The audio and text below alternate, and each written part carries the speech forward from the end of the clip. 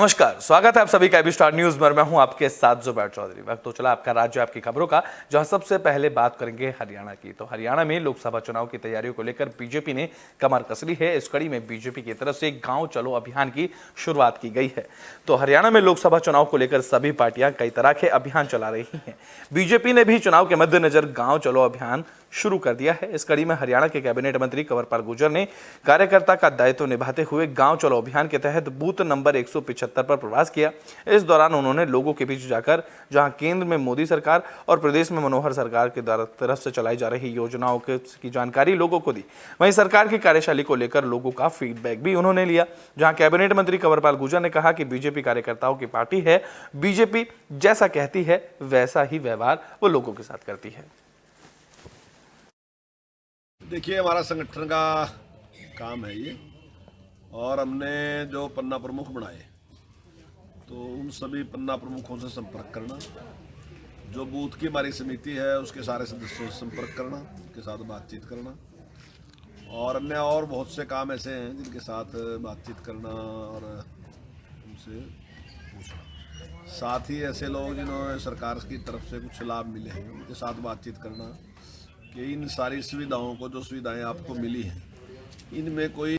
तो बुलेटिन में बात छत्तीसगढ़ के जांजगीर चांपा की कर लेते हैं, जहां 3 दिवसीय जाज्वल्य देव महोत्सव का आयोजन किया गया। तो जांजगीर के हाई स्कूल मैदान में 10 फरवरी को 3 दिवसीय जाज्वल्य देव महोत्सव का आगाज हुआ है। महोत्सव का शुभारंभ छत्तीसगढ़ शासन के वित्त मंत्री, जिले के प्रभारी मंत्री ओपी चौधरी ने किया। महोत्सव के दौरान विभागों के स्टॉलों का निरीक्षण भी उनकी तरफ से किया गया, जिनमें विभिन्न योजनाओं के 2734 हितग्राहियों को 4,10,18,000 रुपए बांटे गए।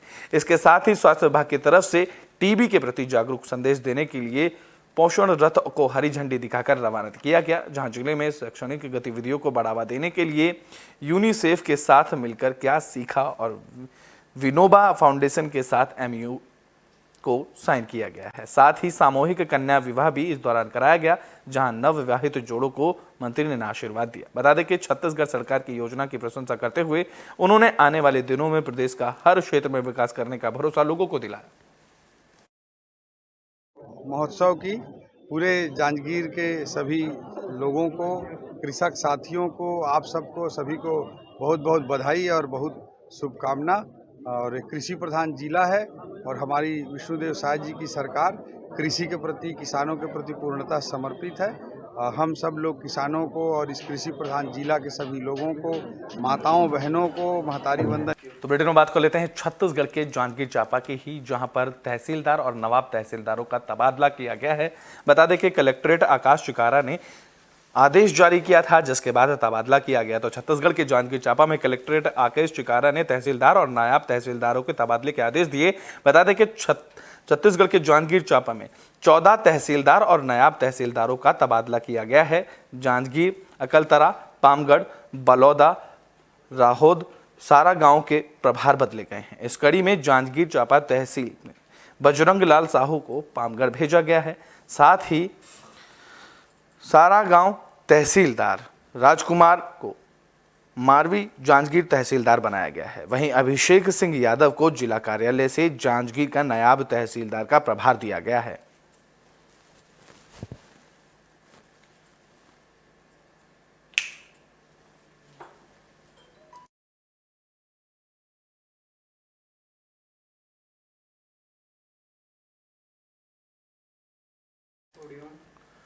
तो बुलेटिन के में बात कर लेते हैं बिहार के नरकटियागंज की, जहां पर नगर परिषद और CO कार्यालय आमने सामने आ गए हैं। सरकारी जमीन को लेकर ये दोनों आमने सामने आ गए हैं।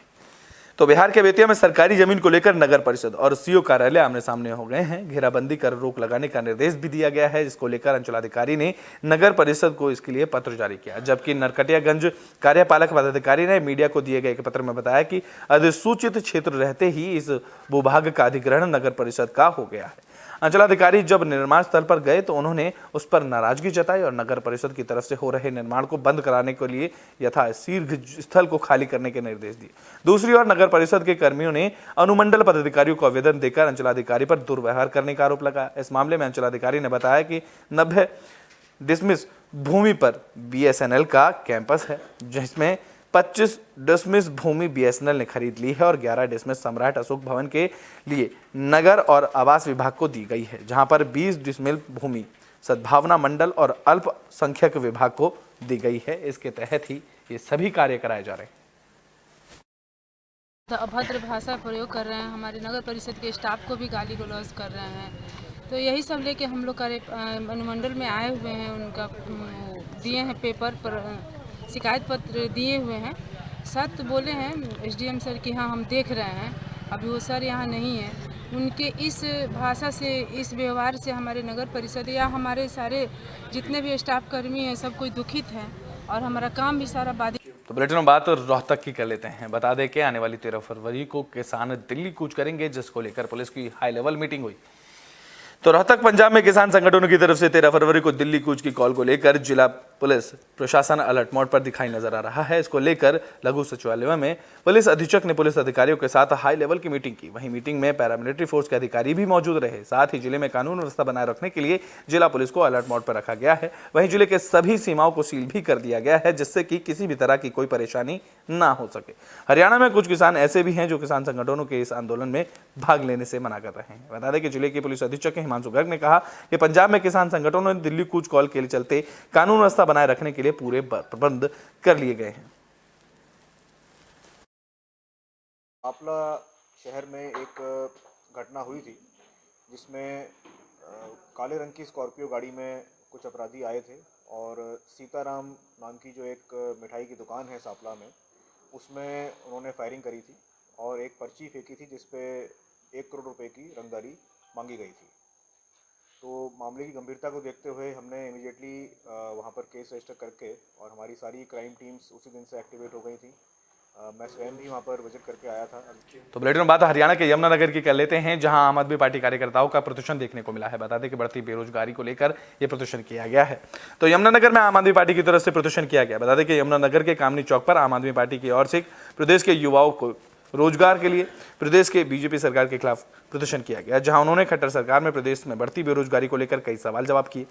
आम आदमी पार्टी के नेता ललित त्यागी और अशोक पर्चा ने बताया कि जिला पदाधिकारी और कार्यकर्ताओं ने जिले के कामनी चौक यमुनानगर पर खड़े होकर युवाओं को रोजगार की आवाज उठाई और खट्टर सरकार के रोजगार नीति की पोल खोली। उन्होंने बैनर और तख्तियों के माध्यम से खट्टर सरकार से संबंधित कई सवाल पूछे।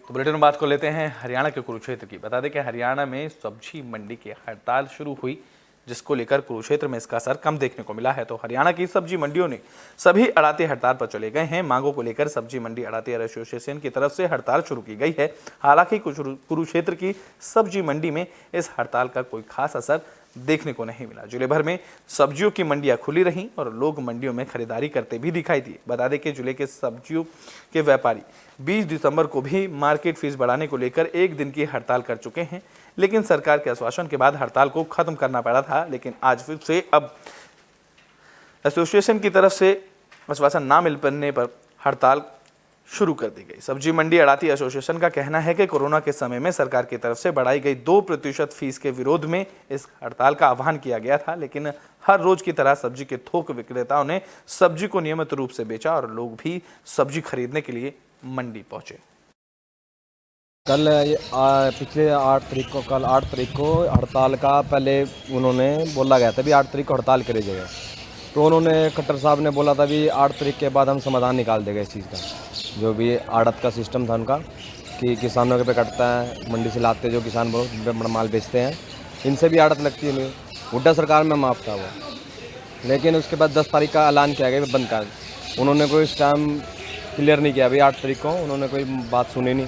फिर कल हमने ऐलान किया था, ऐलान करने के बाद कल चंडीगढ़ बुलाए जिन्होंने, बुलाने के बाद उनकी तबीयत खराब थी जी खट्टर साहब की। और जी कल तो बोली गई थी हड़ताल है, अभी 2 दिन की हड़ताल बोली गई थी। आज मेरे सुबह पता लगे, सुबह बाहर लगानी थी, परिवार छोड़े जैसे मान कल का बच्चा हुआ था, उन्होंने बाहर लगाना था। तो बाहर लगाने मेरे सुबह पता लगा भी मतलब मैसेज आ गया कि अंदर लगा लो। फिर देख 2। तो बुलेटिन में बात पलवल की कर लेते हैं, जहां शहीद आशीष तंवर की प्रतिमा की स्थापना की गई। तो पलवल में शहीद फ्लाइट लेफ्टिनेंट आशीष तंवर की 5वीं मूर्ति स्थापना के अवसर पर शहीदी स्मारक समिति की ओर से कार्यक्रम का आयोजन किया गया। कार्यक्रम में ग्रामवासी और सामाजिक संगठनों ने मिलकर शहीद आशीष तंवर को भावभीनी श्रद्धांजलि दी। शहीद आशीष तंवर की 5वीं मूर्ति स्थापना दिवस के अवसर पर ग्रामवासी और स्थानीय विधायक जगदीश नायर के साथ साथ सामाजिक संगठन और पूर्व सैनिक संगठन के सभी पूर्व सैनिकों की ओर से श्रद्धांजलि अर्पित की गई। वहीं कार्यक्रम के दौरान ग्रामीण रागिनी के माध्यम से भजन गाकर श्रद्धांजलि दी गई, जहां पर विधायक जगदीश नायर ने संबोधन करते हुए बताया कि ऐसे शहीदों को कभी भुलाया नहीं जा सकता, जिन्होंने अपनी जान पर खेलकर देश पर शहीद होकर हम की जान बचाने का अपना कर्तव्य निभाया।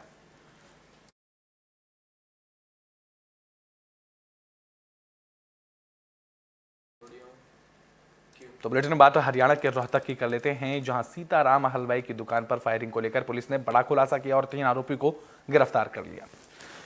तो हरियाणा के रोहतक में 7 फरवरी को जिले के सांपला कस्बे में मशहूर हलवाई सीताराम की दुकान पर हुई फायरिंग और रंगदारी मामले में पुलिस ने 3 आरोपियों को गिरफ्तार कर लिया है। गिरफ्तार किए गए तीनों आरोपियों की पहचान अमित उर्फ मीता निवासी छारा जिला झज्जर, कपिल उर्फ भोला निवासी भापडौड़ा जिला झज्जर और नवीन उर्फ भांजा खेड़ा साथ है कि इन्होंने ये वारदात शराब के नशे में की थी। फिलहाल इन तीनों आरोपियों से पुलिस पूछताछ करने में जुट गई है।